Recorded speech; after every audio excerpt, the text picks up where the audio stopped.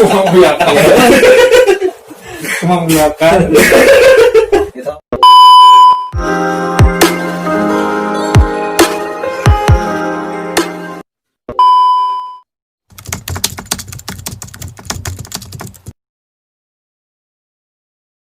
Pengusaha muda yang sukses dan kini telah mempunyai penghasilan ratusan juta rupiah, yang dulu aslinya dari daerah di pinggiran dan kini menjadi pengusaha sukses. Tapi belum lanjut video selanjutnya, yang belum subscribe video ini silahkan subscribe dulu, komen dan share, dan jangan lupa nyalakan notifikasi loncengnya agar Anda tidak ketinggalan videonya. Oke, mari lanjut seperti apa tayangannya.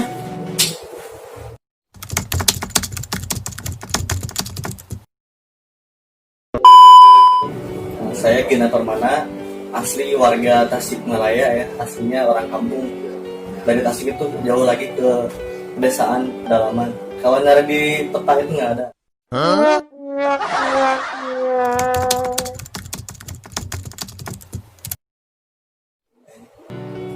Saya di Tasik itu udah bisnis dari tahun 2009. Di usia saya yang ke-20 tahun, saat itu saya udah bisa bangun restoran yang karyawannya sekitar 25 orang. Itu tahun 2010-an.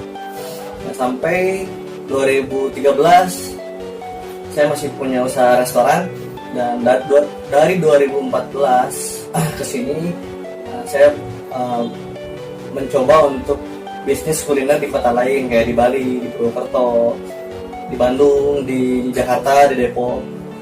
Dan kebetulan karena di perjalanan saya banyak ketemu orang, saya banyak ketemu relasi, saya beberapa kali membuat sebuah konsep restoran ataupun kafe yang ada di Jakarta, namanya Ayam Bakar Mantan. Kalau yang di Purwokerto namanya Orange. Kalau di Bali ada Warung Mina. Kalau di Tasik paling banyak kalau di Tasik. Kemarin yang baru grand opening itu ada One Coffee and Kitchen di Manonjaya. Kalau di Tasik lebih dari 10 kafe atau outlet Tasik ada beberapa yang saya bantu konsep di pertengahan jalan, ada juga yang saya bantu konsep dari nol.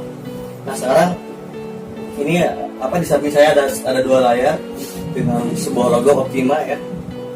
Optima itu adalah sebuah perusahaan yang saya buat, namanya CV Optima Group ya.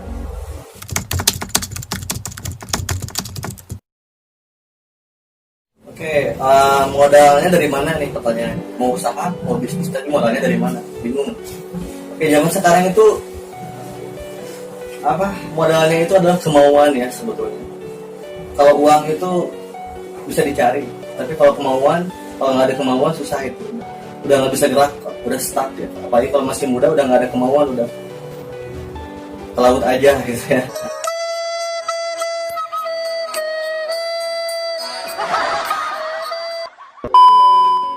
Pertanyaannya modalnya dari mana? Apakah minta ke orang tua atau pinjam ke bank atau mana? Saya terakhir untuk berani untuk pinjam ke bank itu tahun 2013, 7 tahun yang lalu.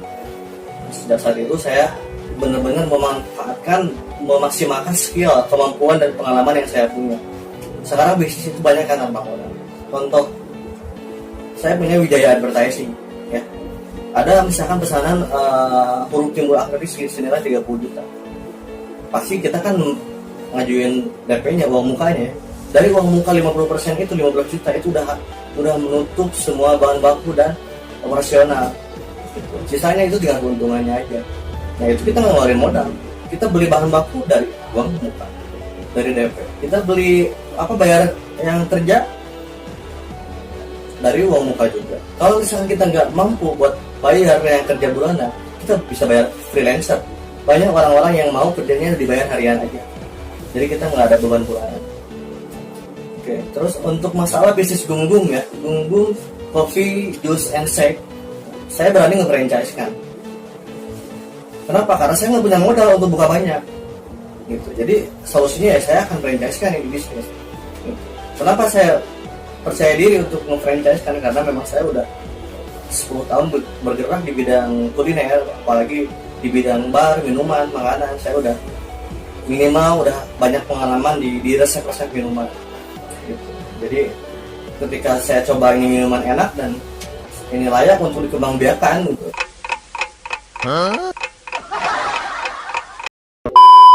Pasti banyak orang-orang yang berminat gitu, untuk bermitra atau berfranchise dengan Gunggung Coffee and Shake ini.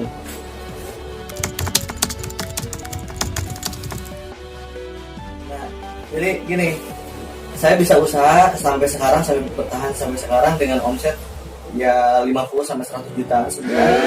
Tapi ini dari grup ya, grup dari advertising, dari Wijayanya, dari Gunggungnya, dari Pisang Madunya, dari barbershopnya. Kalau di total ya kurang lebih cash flow-nya dia 50 sampai 100 jutaan.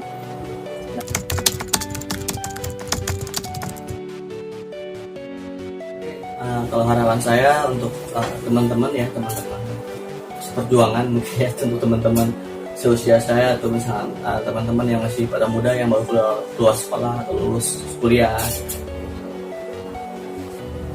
ayo sama-sama kita berkolaborasi, kita berkarya ya. Kita jangan hanya niru aja, kita ciptakan sesuatu, karena memang sebuah kebanggaan ataupun sebuah pencapaian itu ketika kita berkarya, ketika kita yang menciptakan itu kebanggaannya juga beda lagi sama kita melanjutkan yang udah besar, dan ataupun kita dikasih sama seseorang yang udah besar, beda. Tapi ketika kita berkarya menciptakan sesuatu dari nol, dari angka 0, 1, 2, 3 dan step by stepnya kita ngalamin susah payahnya gitu, setiap problem, masalah demi masalah kita lewatin, itu justru pengalaman yang ngebentuk mental, yang ngebentuk sebuah perhitungan yang nantinya kita akan lebih berani, nantinya kita akan lebih hati-hati gitu untuk melangkah. Oke, gitu aja mungkin dari saya untuk teman-teman, untuk tetap semangat berkarya dan buka lowongan kerja sebanyak-banyaknya. Jangan hanya mau kerja di orang, tapi buatlah orang lain yang bekerja untuk kita. Thank you buat DND Indo channel ya, dan Secret Kreatif.